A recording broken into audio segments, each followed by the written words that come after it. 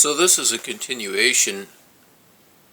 This is part 4 of my spiritual journey, and I closed out the last part 3, with a sign of impending doom. I just moved to be closer to an Anglican ordinariate parish that I was attending, and things seemed to be going very well. I began attending that parish, and it was I guess a few months after I'd moved, and I was kind of settled in, and life was getting on, and things were going along. There was a lady in the parish whom I guess she caught my eye, and I got to know her a little bit, and we would talk after Mass, and long story short, eventually I began. I asked her out, and we began. We were both, well into our middle ages by now. There's no. I was 39, and still a virgin, and I had, kind of been saving myself up, just kind of keep hoping that maybe someone would come along someday. And so anyways, I don't want to get into the nitty-gritty details of this, but the long story, made as short as I can, is we dated each other for a while, and I eventually was prompted to make a proposal of marriage to her, and she promptly accepted, and we were officially, engaged, and things were, what happens after that, you start making plans for weddings and receptions and buying rings, and how it goes. And she had been granted the decree of nullity. She had been, quote unquote, married before, actually twice. Her first husband she had gotten divorced from, and the second one died of cancer. So she had been given a decree of nullity, so she was free to remarry. And anyhow, I don't want to relive that on YouTube, but after quite a while, she was very upset one day, and she ended up ending our engagement. And that wasn't such the hard thing. It was the circumstances around the termination of that caused myself to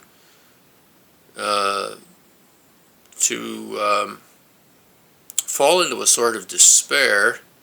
There was a fair amount of deception, and I realized that I had been used, and that the engagement was a charade designed to lure someone else, and that came to fruition within just a short few months after she broke up. She was already married to the guy she really wanted, and whom I knew of, but I didn't know about, or I didn't know who he was, and I soon found out. So I became quite discouraged in all of this, because now when I went to church, I had to face this couple. Every time I went there, they were, and would be into the future. So I just kind of took a bit of a hit pause on my spiritual life, just thinking it was going to be for a few months until I could find somewhere else to go. I had just literally uprooted my whole entire life just a year before to move up to be near this parish, and now here seems to be a monkey wrench in the works. So what ended up happening was, and it's my own fault entirely, is I fell into a sort of despair. Instead of turning to God, I turned inward to myself, and I wound up just devolving into a sort of hopeless despair spiritually, that, like, what am I going to do after all I've been through, blah, blah, blah. And, poor me. So,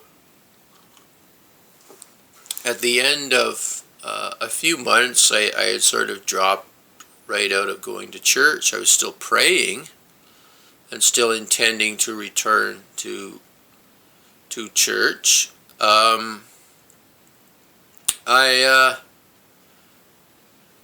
By a series of kind of strange circumstances, I happened to meet a lady in the neighborhood.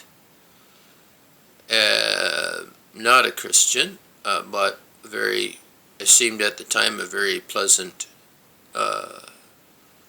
bubbly personality, and she seemed to be quite interested in me as a person, and so my attention got drawn away from my hopelessness and despair to this other person. And I'm looking back, I think I should have stayed in my despair, but at the time I was sort of grabbing at straws. I was quite woebegone in my spirit, and this seemed to be kind of a little ray of sunshine in my life at this point in time. And I found myself very welcomed, and I was actually quite enjoying myself in this relationship that I'd kind of struck up a chance with this lady. So, end of the day, to make that story long, because it turned out to be a very, very, very long and tumultuous story. I ended up, after about a year had elapsed, I had gone back to church a few times, and she actually went with me, this lady that I had met. But it was quite obvious to me that she was not intending to join with me spiritually in terms of my Catholic faith. And so, I hate to admit this, but I made a decision. I chose a lesser good, and I decided to choose to build a relationship with this woman rather than with the Lord. So that's hard to admit, but at the time it seemed like a reasonable thing. We can convince ourselves that a lot of things are reasonable when we're being deceived, and when we're not where we should be spiritually, when we're not in a state of grace. And so we ended up moving in together, and we were together common law for about 8 years.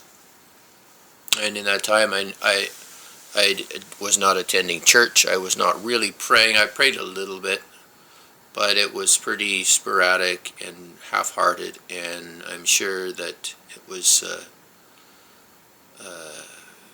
pretty ineffective. So the first several years were actually quite wonderful. I really did enjoy the life. It was very good. She had a daughter, and so she became my stepdaughter, and she was, at the time seemed like it seemed like a wonderful situation all around, and I was quite content in a sort of superficial, worldly sort of way. I felt quite content. But as anything in life, nothing beautiful lasts, and I guess I wasn't all she thought I was cracked up to be, and as time went on, that the relationship deteriorated, and I felt like I was no longer as welcome. And of course, by this time, of course, your relationships, you get tangled up together financially, and and things become more complex, shall we say. And so things came to a point where I was pretty well convinced that there was no saving this relationship, and she was making no effort to indicate otherwise. So I decided there was just a whole confluence of factors there that sort of indicated that it maybe now is the time to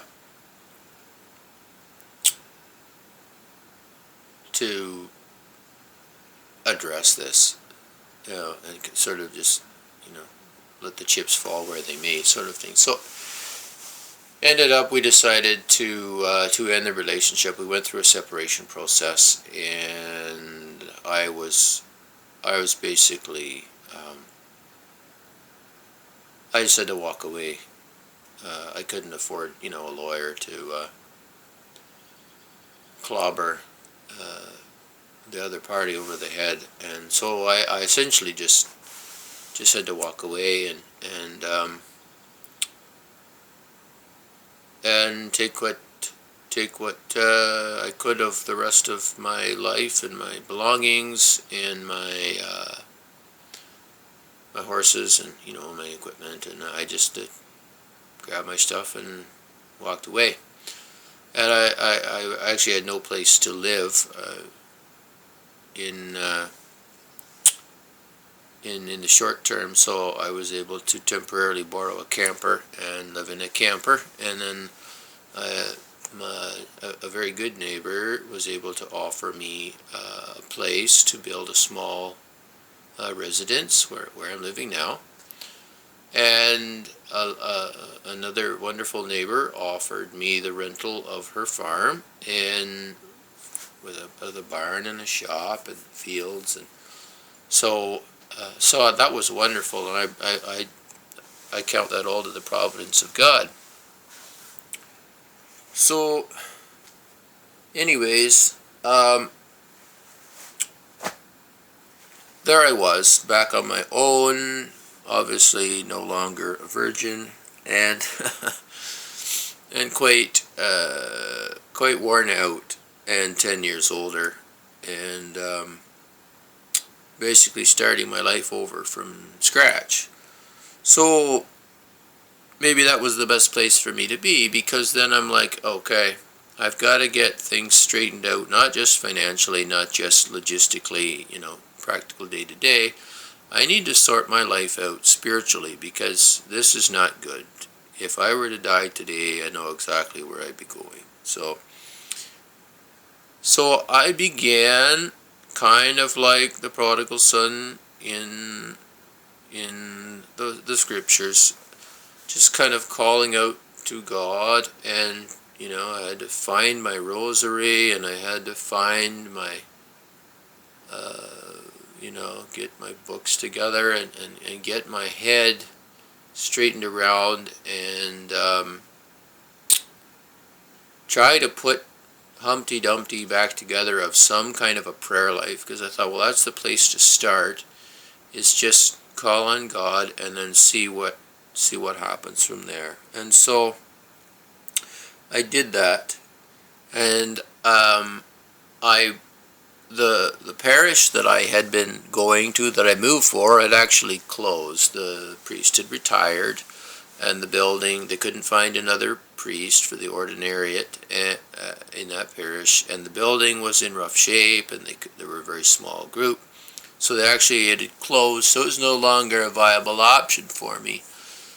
So I began looking for the next, thing on my list. Well, that was the traditional Latin Mass, because I quite enjoyed the traditional Latin Mass, and thankfully there is a diocesan traditional Latin Mass just a half an hour away from me, so that was wonderful. So I started going to the traditional Latin Mass, and it was just the most emotional feeling when the first time I went to Mass. It had been like 10 years, almost 10 years since I'd even set foot in a church. And when I went in and they rang the bell and the procession started and the incense, I wasn't such a leader, but I wanted to just break down and weep. And I still get choked up about it. So I've been going to the traditional Latin Mass now, and I really like it. I'm so grateful that we still have it, and I hope it continues. And I try to support it financially and just by attending. So I just wanted to sort of put a bow on this spiritual journey that I've entitled it, From Darkness Toward Light. I don't think I've really arrived yet, and I don't think I will ever truly arrive, this side of the grave. I have many challenges to overcome, many sins to root out, and faults to perfect, and it's going to be the work of a lifetime and perhaps beyond to try to get this soul fitted up for heaven, but I'm hoping I get there. So I just wanted to sort of wrap this up and say to anybody who's either where I was in the first installment, maybe they are in the evangelical world, and they're looking at the church that they're in, and they're thinking, is there something more? Is this what it's all about? Is there anything else? I would urge you to consider looking beyond the borders of your own ecclesiastical world and just see. And that's what I wound up doing. Perhaps you're like me in the second installment, and you've reached a point where you're conflicted and you really feel convicted that this isn't where you belong, that you should be somewhere else. Maybe you don't know where you should be, but you feel like, well, it's not here. You don't know what you want, but you know what you don't want. Or you don't know what you like, but you know for sure what you don't like. So I think there may be some people in that category, and I had a lot of acquaintances, I guess, in the people I respected in the continuing Anglican world. In that third installment, that's kind of where I was. I was sort of just crossing over. The Anglicanism for me was really, it was the bridge between Protestant and Catholic. It was sort of the halfway house, I guess you could say. But I just couldn't live on the bridge, It was just it just wasn't. I love Anglican worship, and I love Anglican ways of prayer, and I love the Anglican people, and but it just, the uncertainty behind it, in the continuing Anglican world, it seems to be um, something of a shaking reed in this day and age. And so here's where I am now. I'm not saying that it's good. I'm not saying that it's bad. It's just, it is what it is. I am where I am, and I'm trying to live the best life I can, given my are pretty meager. I live a very modest lifestyle. I'm a self-employed person, and I do, pretty humble outdoor work. Basically, my life now is the life of a hermit. I live alone, and I have a little house that I'm in right now, talking to you on this video. And I have a small business that I operate. I do a couple of different things. I won't go into the details of that in this particular video, because this is more about my spiritual journey. But I'm self-employed, and I have a daily prayer routine that I try to follow. Sometimes work interferes, or I'm not at home, or and life. It's not. I don't have anybody standing over me with a stick gonna beat me if I don't get everything right on the mark.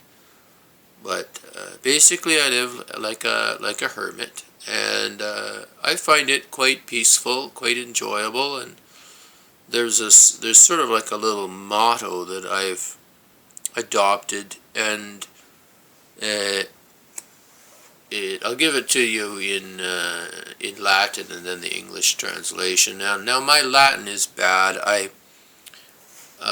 have a smattering of it, and I can sort of get the gist. When I read Latin, I can sort of follow along, and if it was a matter of life or death, I could probably carry on a conversation as long as the other person spoke slowly. But the motto is cum serenitas accipies sicut omnia voluntas Dei, and what it means is, with serenity, accept everything as if it was God's will. Just to be completely surrendered to God, that even the things that are what we might consider bad things, or misfortune, but God has allowed everything into our lives. He is either, if He hasn't caused it directly and positively willed it, He's at least permitted it, His permissive will. So He is the author and the finisher of our faith, and I've tried to really embrace that with my lifestyle, to accept, just to be serenity. It is not a common word that we use a lot, but it's a sense of peace and tranquility, knowing that like the disciples, they were in the boat on the sea when the storm came up, and they were quite upset that the Lord was asleep in the boat when the world around them was falling apart, and yet our Lord was not so anxious about these things. And I think that to follow Him, to be like Him, is a good thing as opposed to a bad thing. So I try not to get worked up about things that happen. I've had, a lot of things that I guess you could say where negative things happen, but I try to take a positive view of them insofar as I'm able. And so, cum serenitas accipies quod omnia voluntas Dei. And another one is questor voluntas Dei et gratia ad laboribus. And that's bad Latin, but it's I'm a seeker after God's will and grace for my labors. I seek for God's will. I desire God's will and grace for my labors. So that whatever I'm doing, if God gives me the grace, it doesn't matter what I do, if I'm chopping wood or if I'm driving horses or whatever I'm doing, or cutting wood in the woods or anything, and if I have a breakdown, well, God knows all about it, and it's just one of those things where I just try to accept everything as part of God's providential will for my life. And there's a very nice little book that I purchased many years ago, and I found it when I was moving after my separation, and it's Trustful Surrender to Divine Providence, and if you want to look that up, it's a wonderful little book to read periodically, just to remind yourself that God really is in charge of things, and He really does have our best interests at heart, and He really does desire to grant us the grace, and that we would that we would be freed from sin, and that we would have the means to live a life that is pleasing to Him. And so wherever you are in your spiritual journey, I would just encourage you to always don't do what I did in the last installment here and turn inward into myself and away from God. Always turn to God and turn to heaven. And I would especially recommend asking the Blessed Virgin Mary for her help in her prayers, because she is the one really that got me, I firmly believe, back on track. All through the years when I wasn't serving God, the last really decade, I always kept a little prayer card clipped to the sun visor of my truck, and it was Our Lady of Fatima, and it said that in the end my Immaculate Heart will triumph. And so many times I would be driving along the road and just sitting in my truck, and I would just look up and I would see her image, and I would read those words, in the end my Immaculate Heart will triumph. And even for a brief little moment, that would just lift my spirit enough to just give me a little ray of sunshine that I would be able to keep just keep going. It was like I was just living from day to day. I wasn't praying at all the way I should. I wasn't praying the rosary, but I would just read that little prayer card and that line, and it would just somehow do something. It would just help me a little bit. And so when I was trying to come out of the darkness and come back and kind of rebuild my life, my spiritual life, my temporal life, and try to get things back, I really did make the rosary a priority. And